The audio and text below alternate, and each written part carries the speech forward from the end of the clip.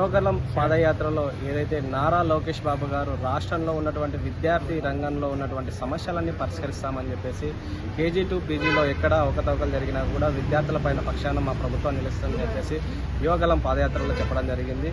విద్యారంగంలో సమస్యల పైన పరిష్కారం ఎంతవరకు అయ్యాయి, కూటమి ప్రభుత్వం ఏర్పడి సంవత్సరంన్నర గడిచిపోతోంది, ఎలాంటి సమస్యలు పరిష్కరించారని చెప్పేసి మనతో మాట్లాడడానికి ఈరోజు ఏఐఎస్ఎఫ్ కర్నూలు జిల్లా కార్యదర్శి షాబీర్ బాషా గారు ఉన్నారు. వారితో మాట్లాడే ప్రయత్నం చెప్పండి. బ్రదర్, రాష్ట్రంలో యువగలం పాదయాత్రలో చెప్పిన హామీలు ఎంతవరకు వచ్చాయి? రాష్ట్ర ఎన్డీఏ కూటమి ప్రభుత్వం అధికారంలోకి రాకముందు ప్రస్తుతం ఉన్నటువంటి విద్యాశాఖ మంత్రి నారా లోకేష్ ఆనాడు యువగలం పేరుతో రాష్ట్ర వ్యాప్తంగా కూడా పాదయాత్ర నిర్వహించి ఆ పాదయాత్రలో విద్యార్థులకు అనేక హామీలు ఇచ్చి అనేక సమస్యలు పరిష్కరిస్తానని చెప్పి ఈరోజు అధికారంలోకి వచ్చి సంవత్సరంన్నర అవుతోంది. కేజీ నుండి పీజీ వరకు మా ప్రభుత్వం ఉచిత వైద్యం అందిస్తామన్నారు.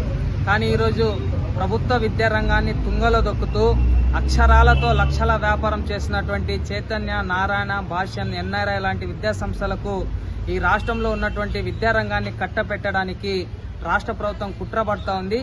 దీనికి వ్యతిరేకంగా all India student federation ASF ఆధ్వర్యంలో అక్టోబర్ 22వ తేదీ నుంచి నవంబర్ 12వ తేదీ వరకు కూడా ఈ రాష్ట్ర వ్యాప్తంగా నెలకొన్నటువంటి విద్యారంగ సమస్యలు పరిష్కరించాలని చెప్పి రాష్ట్ర సమితి ఆధ్వర్యంలో బస్సు జాథా నిర్వహించడం జరిగింది. ఈ బస్సు జాథా నిన్నటనే అనంతపురం నగరంలో ముగింపు సభ కూడా ఏర్పాటు చేసుకోవడం జరిగింది.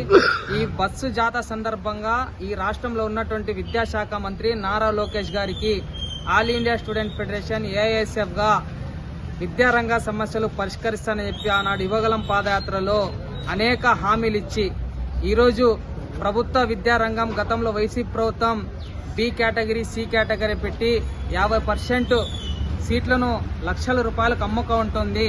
నేను అధికారంలోకి వచ్చినటువంటి 90 రోజుల్లోనే పేద, బడుగు, బలహీన వర్గ విద్యార్థులకు విద్యం పూర్తిగా ప్రభుత్వ రంగం నడిపించి ఈ రాష్ట్రంలో 2000 మెడికల్ సీట్లు మేము తీసుకొస్తామని చెప్పి ఆ రోజు విద్యార్థులకు హామీ ఇచ్చారు.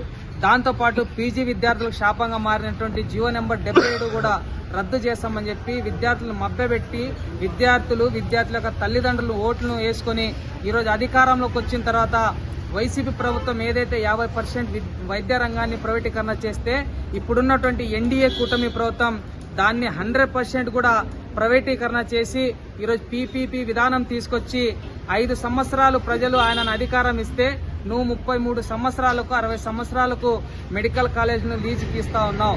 ఇది ఎంతవరకు సమాజం అని చెప్పి ఆల్ ఇండియా స్టూడెంట్ ఫెడరేషన్ గా మేము అడుగుతా ఉన్నాం.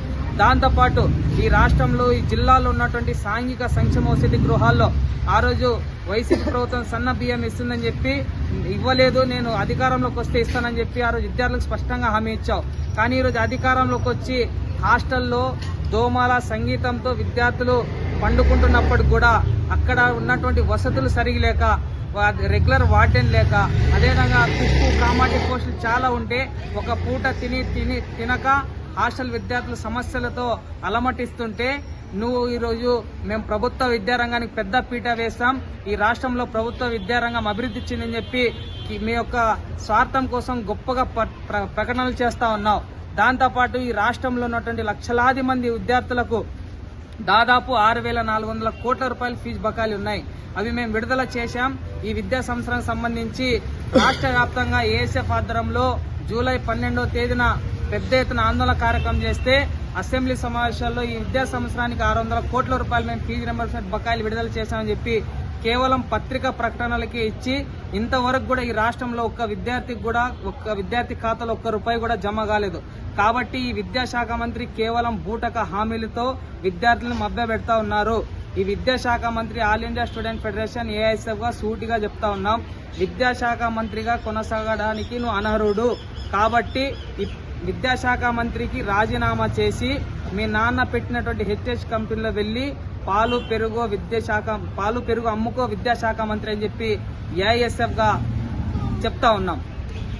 అదేవిధంగా ఈ రాష్ట్రంలో సాంఘిక సంక్షేమ హాస్టల్లో అనేక సమస్యలు కొట్టుమిట్టాడుతూ ఉన్నాయి. అదేవిధంగా ఆ సమస్యలపైన పోరాటం ఎలా చేస్తారని చెప్పేసి వాళ్ళతో మాట్లాడే ప్రయత్నం చేద్దాం. బ్రదర్, చెప్పండి, మీ పోరాటం ఎలా ఉంటుంది? ఈరోజు రాష్ట్ర వ్యాప్తంగా ఉన్నటువంటి సాంఘిక సంక్షేమ వసతి గృహాలలో విద్యార్థులు మా ఏఐఎస్ఎఫ్ ఇతర విద్యార్థి సంఘాలన్నిటినీ కూడా కలుపుకొని విద్యార్థి సంఘ సమస్యలు ఏమున్నాయని హాస్టల్లో సర్వేలు నిర్వహిస్తే గతంలో ఉన్నటువంటి సమస్యలు మళ్ళీ పునరావృతం అవుతా ఉన్నాయి. గతంలో జగన్మోహన్ రెడ్డి విద్యార్థులకి సన్నబియ్యం కేటాయిస్తానని చెప్పేసి ఏ విధంగా అయితే చెప్పాడో ఆ విధంగానే ఈ యువగలం పాదయాత్ర చేసినప్పుడు ఈ విద్యాశాఖ మంత్రి నారా లోకేష్, నారా చంద్రబాబు నాయుడు, ఉప ముఖ్యమంత్రి పవన్ కళ్యాణ్ గారు ఇక్కడ ఉన్నటువంటి హాస్టల్ విద్యార్థులకి రాష్ట్ర వ్యాప్తంగా సన్నబియ్యాన్ని కేటాయిస్తాము, స్థితిలావస్థకు తీరినటువంటి నూతనంగా నిర్మిస్తామని చెప్పేసి హాస్టల్స్ ని, అదేవిధంగా విద్యార్థులు ఇప్పుడున్నటువంటి రోజుల్లో 51 రూపాయలతోన 3 పూటలు అన్నం పెట్టాలంటే వార్డెన్లు కూడా అనేక అవస్థలు పడతా ఉన్నారు.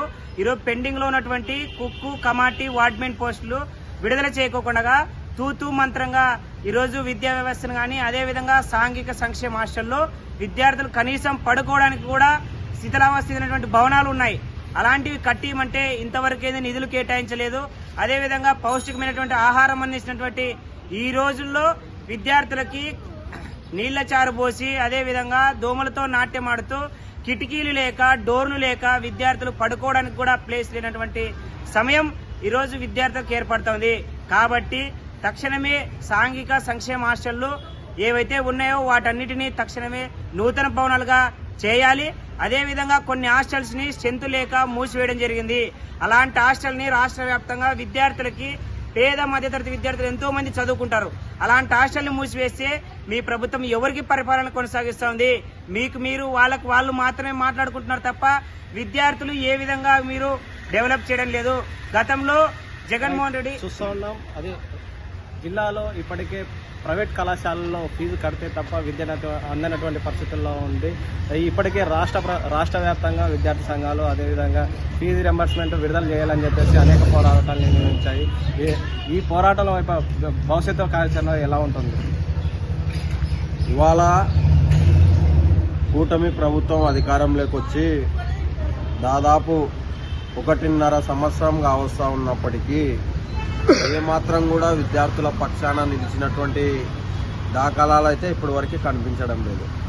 సాక్షాత్తు రాష్ట్ర విద్యాశాఖ మంత్రి నారా లోకేష్ గారు మేము అధికారంలోకి వస్తే పెండింగ్లో ఉన్నటువంటి 6,400 కోట్ల రూపాయల ఫీజు రియంబర్స్మెంట్, స్కాలర్షిప్ బకాయిలు విడుదల చేస్తామని చెప్పేసి ఆయన అనేక సందర్భాల్లో ఆయన స్వయాన పోటీ చేసి గెలిచినటువంటి మంగళగిరి నియోజకవర్గంలో విద్యార్థులతో ముఖాముఖి ఇతర నియోజకవర్గాల్లో విద్యారంగ సమస్యలను పరిష్కారం చేస్తామని, మా ప్రభుత్వం విద్యార్థులకు అండగా ఉంటుందని, విద్యార్థుల పక్షపాతి అని అనేక కల్లిబొల్లి మాటలు చెప్పి మసిబూసి మారడికాయ చేసేటువంటి పద్ధతిలో ఆ రోజుల్లో సాగినటువంటి యువగలం పాదయాత్ర ఇచ్చినటువంటి హామీలు ఏమాత్రం కూడా నోచుకోకుండా దీన స్థితిలో విద్యారంగం ఉంది.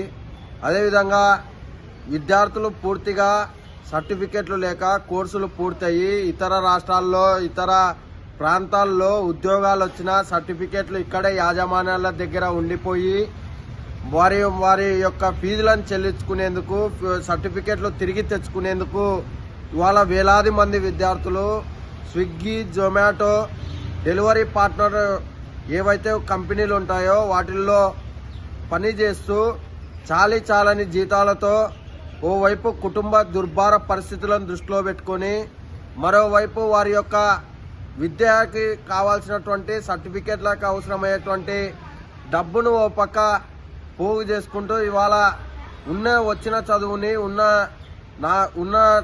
జ్ఞాన సంపదను కూడా పూర్తి స్థాయిలో నిర్వీర్యం చేసుకునేటువంటి పరిస్థితుల్లో ఇతర కార్యకలాపాల వైపు మొగ్గు చూపుతా ఉన్నారు. కాబట్టి ఈ రాష్ట్రంలో ఉన్నటువంటి విద్యాశాఖ మంత్రి పూర్తిగా విద్యారంగాన్ని నిర్వీర్యం చేస్తా ఉన్నాడు.